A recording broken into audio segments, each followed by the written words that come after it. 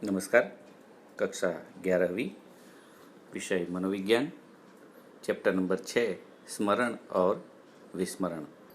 दोस्तों, इससे पहले हमने स्मरण का अर्थ और परिभाषा समझकर उसके निर्धारक और स्मरण के प्रकारों की बात की। आज हम बात करेंगे विस्मरण के अर्थ की और विस्मरण के निर्धारकों की। साथ ही स्मरण अवरोध क्या है यह भी हम जानने का प्रयास करेंगे। दोस्तों, हम देखते हैं कि जीवन में बहुत सारी घटनाएं हमें याद रहती है, तो बहुत सी घटनाएं हम भूल भी जाते हैं। सुखद जीवन के लिए यह आवश्यक भी है कि हमें जरूरी बातें याद रहें और जरूरी नहीं हो ऐसी बातें भूल जाएं। तो बातों को या घटनाओं को भूल जाना ही विस्मरण है। विस्मरण यह स्मरण का निषेधक अंग है। गोल्डार्ड विस्मरण को एक निषेधक स्मरण के रूप में परिचय कराते हैं। गोल्डार्ड नाम के मनोवैज्ञानिक विस्मरण को ही एक निषेधक स्मरण मानते हैं। तो आइए हम विस्मरण का अर्थ समझते हैं और विस्मरण की कुछ परिभाषाओं को देखते हैं। जब हम किसी सीखी हुई जानकारी का पुनरावहन करते हैं तो वह पूर्ण स्वरूप में पुनरावहन नहीं होती। इस प्रक्रिया को विस्मरण कहते हैं। अर्थात हमने जो भी जानकारी सीखी हुई है, हमने अनुभव किया हुआ है, ऐसी जानकारी का जब हम पुनरावहन करना चाहते हैं किंतु वह पुनरावहन पूर्ण रूप से नहीं होता, तो सीखी हुई जानकारी का पूर्ण रूप से पुनरावहन न होने की प्रक्रिया को विस्मरण कहते हैं। अधिकतर लोग विस्मरण को शाप मानते हैं, परंतु विस्मरण सही अर्थ में देखा जाए तो एक वरदान भी है। क्योंकि अगर हमारे जीवन में होने वाली सारी दुखद घटनाएं हमें याद रह जाती तो हमारा जीवन कितना दुखी होता। क्या हम सारे दुखों के साथ अच्छे से जीवन जी सकते? नहीं। और इसीलिए विस्मरण भी हमारे लिए एक प्रकार का वरदान ही है। स्मरण को समझते हुए हमने देखा था कि संकेतांकन, संचय और पुनः प्राप्ति, ये तीन स्मरण की प्रक्रिया की अवस्थाएं हैं। इन तीनों की निष्फलता या तीन में से किसी एक की निष्फलता विस्मरण है। यानी कि संकेतांकन की निष्फलता या संचय की निष्फलता या पुनः प्राप्ति की निष्फलता, अर्थात इन तीन में से किसी एक अवस्था में हमें असफलता मिलती है तो उसे विस्मरण कहते हैं। कुछ मनोवैज्ञानिकों की परिभाषा को समझते हैं। विस्मरण यह एक निष्क्रिय मानसिक प्रक्रिया है। यह परिभाषा दी है एबिंगहॉस ने। एबिंगहॉस समझाते हैं कि विस्मरण निष्क्रिय मानसिक प्रक्रिया है। दूसरी परिभाषा देखते हैं। मिल्टन, मूलर, जेनकिट्स और डेलनबेक की यह परिभाषा है। वे बताते हैं कि विस्मरण एक निष्क्रिय मानसिक प्रक्रिया नहीं है, परंतु एक सक्रिय मानसिक प्रक्रिया है। एबिंगहॉस की परिभाषा से बिल्कुल उल्टी बात करते हैं। यहाँ एबिंगहॉस बताते हैं कि ये निष्क्रिय मानसिक प्रक्रिया है, जबकि ये सारे मनोवैज्ञानिक बताते हैं कि विस्मरण निष्क्रिय मानसिक प्रक्रिया नहीं परंतु सक्रिय मानसिक प्रक्रिया है। एक और परिभाषा को समझते हैं। धारण की असफलता या ग्रहण की हुई जानकारी के पुनरावहन की असफलता अर्थात विस्मरण, यह नॉर्मन की परिभाषा है। नॉर्मन समझाते हैं कि जो जानकारी हम धारण करना चाहते हैं किंतु धारण करने में असफलता होती है या उसके पुनरावहन में असफलता होती है तो उसे विस्मरण कहते हैं।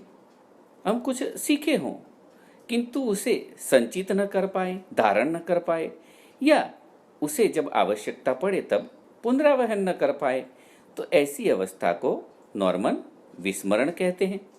अब बात करते हैं विस्मरण के निर्धारकों की। विस्मरण के तीन निर्धारक है। संकेतांकन की निष्फलता, संचय की निष्फलता और पुनः प्राप्ति की निष्फलता। पहले बात करते हैं संकेतांकन की निष्फलता की। Encoding failure.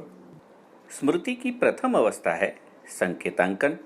संकेतांकन यह संचय की पूर्व शर्त है, यानी कि बिना संकेतांकन के संचय होना संभव नहीं है। कई बार संकेतांकन की निष्फलता की वजह से स्मृति की जानकारी संग्रह नहीं होती और विस्मरण हो जाता है। इसका मतलब यह हुआ कि संकेतांकन न होने से संचय भी नहीं हो पाता। वैसे हमने आगे भी यह मुद्दा देखा था कि संकेतांकन संचय की पूर्व शर्त है। अगर संकेतांकन ही नहीं होगा तो संचय होना संभव नहीं है। नित्य प्रति के जीवन में हम असंख्य विषयों के संपर्क में आते हैं, परंतु आश्चर्य की बात है कि उसमें से हमें थोड़ी बहुत वस्तुओं का संकेतांकन होता है और ज़्यादातर वस्तुएं संकेतांकन के बिना ही लुप्त हो जाती है। कई बार तो ऐसा भी होता है कि हजारों बार देखी हुई वस्तु भी सरलतापूर्वक याद नहीं रहती और इसके लिए संकेतांकन की निष्फलता ही जिम्मेदार होती है। जैसे कि हमारे नोट की ही बात करें, रुपयों के नोट, हम हजारों बार नहीं लाखों बार हमारे हाथ से उसे पसार कर चुके हैं, दे चुके हैं, ले चुके हैं, किंतु फिर भी उसमें कितनी भाषाओं में रुपये का नाम लिखा होता है यह हमें पता नहीं होता। भले ही हजारों बार हमारे हाथ में नोट आया हो या नोटों के बंडल आए हो, किंतु उसका संकेतांकन नहीं हुआ होता तो हम कितनी भाषा में रुपये का नाम लिखा है यह बता सकते नहीं है। जानकारी ग्रहण करने के लिए या सीखने के लिए ध्यान देने की जरूरत होती है और इसीलिए आवश्यक ध्यान के अभाव से भी विस्मरण होता है।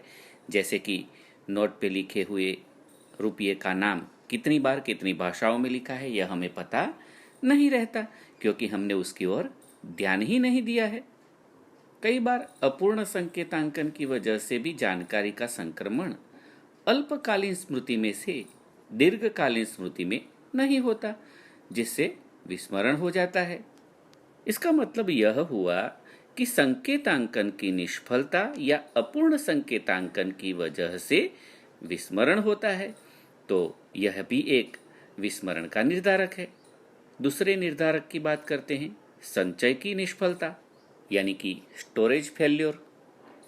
सीखी हुई जानकारी का संचय होना एक ऐसी प्रक्रिया है जिसके द्वारा कायमी स्मरण की रचना होती है।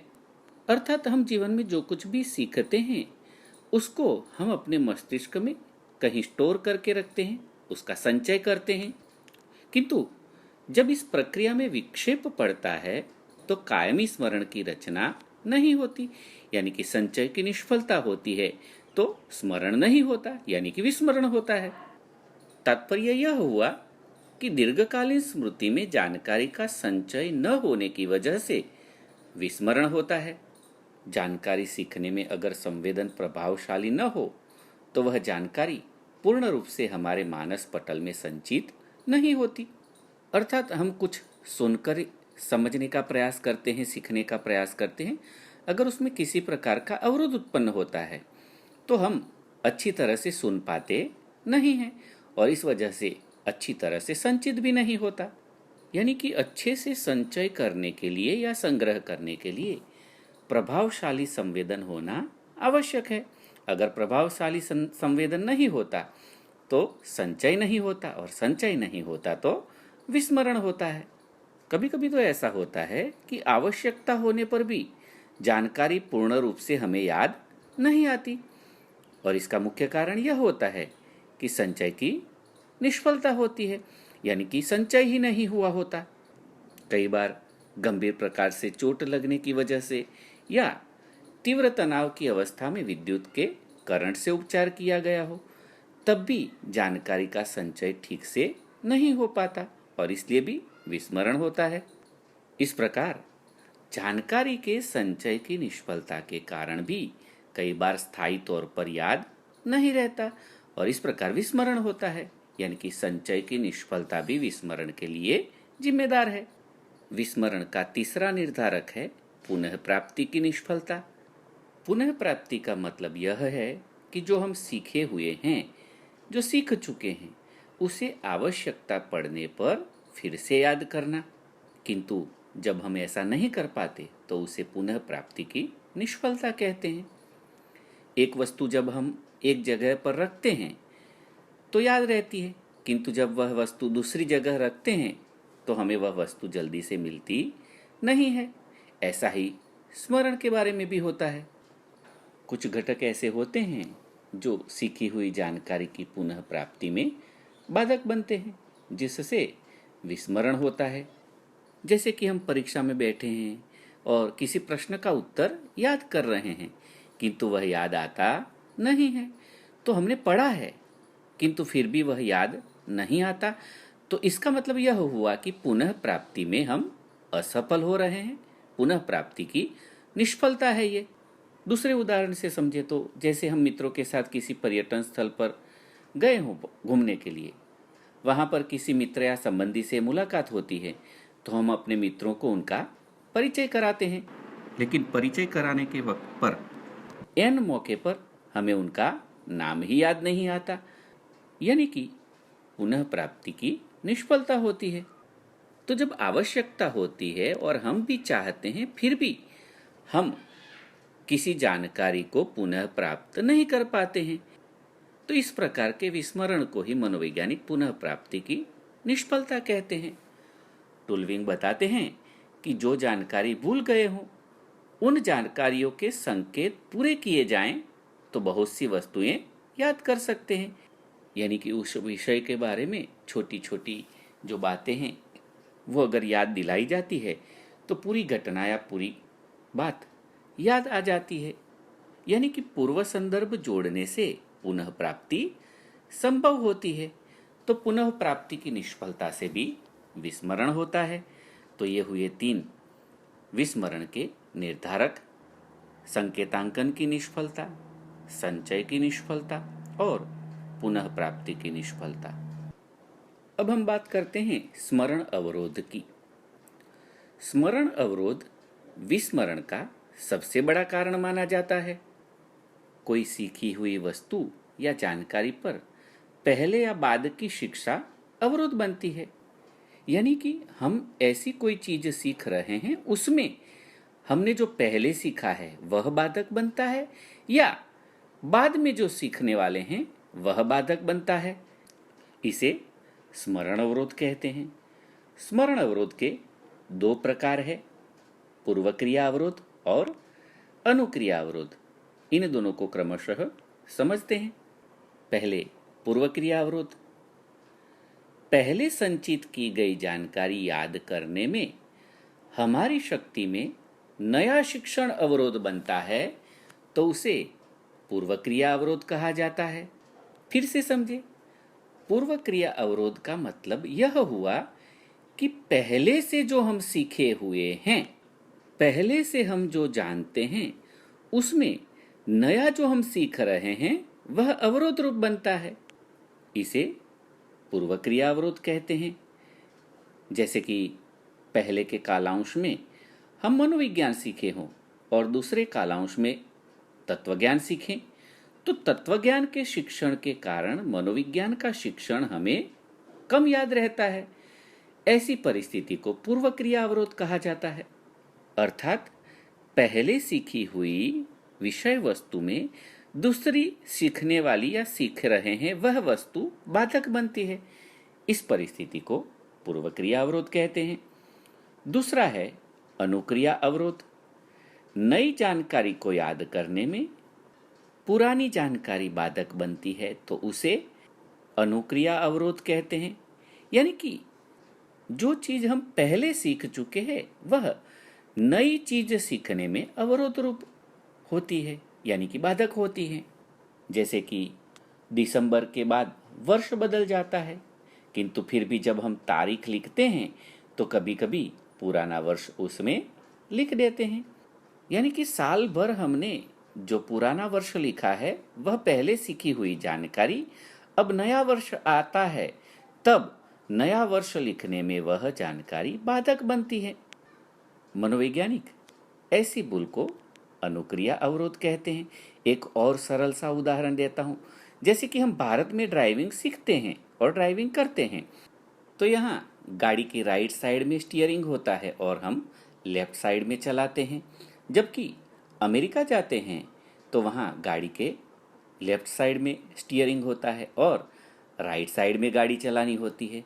तब यह होता है कि भारत में जो हम सीखे हुए हैं ड्राइविंग, वह वहाँ गाड़ी चलाते समय बाधक बनता है। ऐसी क्रिया को अनुक्रिया अवरोध कहते हैं। स्मरण अवरोध में यह भी होता है कि सीख रहे हैं वह क्रिया साम्य होता है उसमें, यानी कि समान होती है तो अवरोध ज़्यादा उत्पन्न होता है, और समानता कम होती है तो अवरोध कम होता है। यही नहीं, कुछ सीखने के बाद थोड़ा विराम या नींद ले लेते हैं तो स्मरण अवरोध कम हो जाता है। तो यह हुई स्मरण अवरोध की बात। आज इस वीडियो में हमने विस्मरण का अर्थ और परिभाषा, विस्मरण के निर्धारक और स्मरण अवरोध की बात की। मैं आशा करता हूँ कि आपने इसे अच्छे से समझा होगा। नमस्कार, सबका मंगल हो।